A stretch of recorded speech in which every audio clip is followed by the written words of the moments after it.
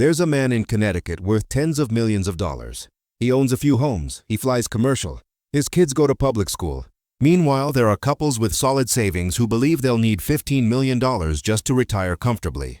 So who's right? And why are so many people chasing a number they've never actually calculated? Today, we're going to break down a simple but uncomfortable truth about money, lifestyle, and retirement, and why most people think they need far more than they actually do.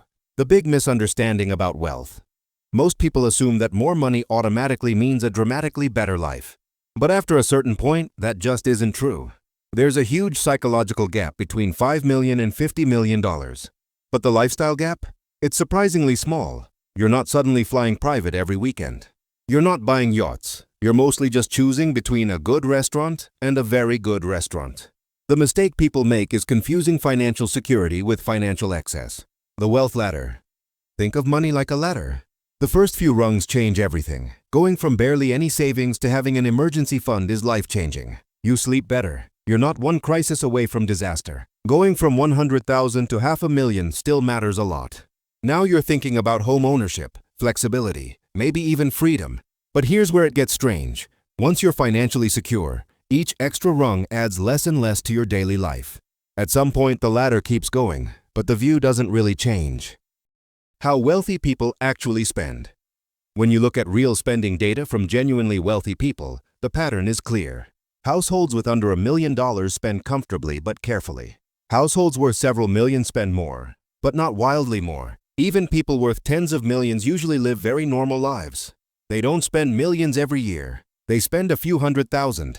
What they have isn't a flashy lifestyle. It's peace of mind and high-quality versions of normal things. What a luxury retirement really costs. 5 to 640. Let's talk retirement, using real math, not internet fantasies. Imagine a couple who wants to spend about $180,000 a year after taxes in retirement. That's a very comfortable lifestyle by almost any standard. They have some guaranteed income, like Social Security, and the rest comes from investments. When you actually run the numbers, the amount of money required to support that lifestyle is far lower than most people expect, especially if you plan correctly. Even a retirement that puts you in the top tier of retirees does not require an absurdly large fortune.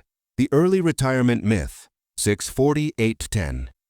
A lot of people believe that retiring early means the number explodes, but that's not how it works. Early retirement is mostly about structuring your money, not multiplying it endlessly.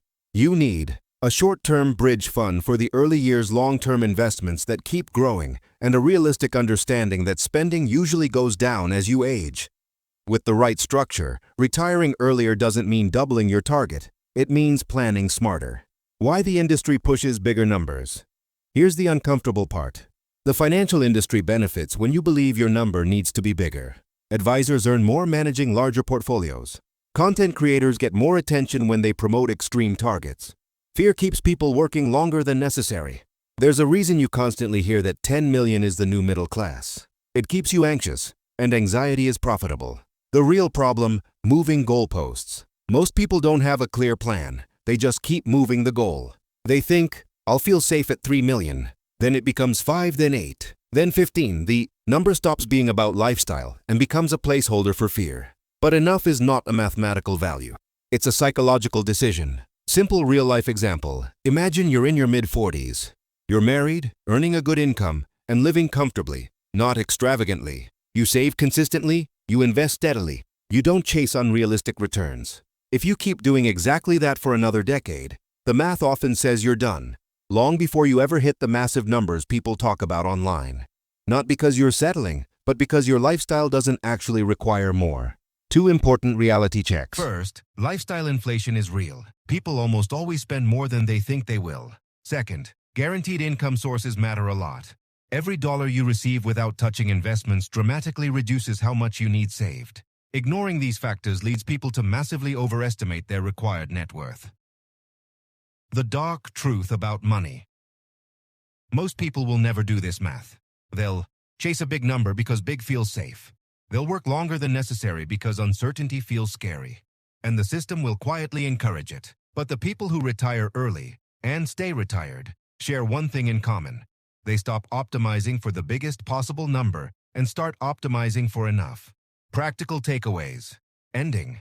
If you take nothing else from this video, remember 3 things. Track what you actually spend, not what you think you spend. Account properly for guaranteed income sources. Plan for spending to decline over time, not stay flat forever. Your number doesn't need to impress anyone else. It just needs to support your life. Most people will ignore this and keep climbing anyway. But at least now, you know where the ladder actually ends.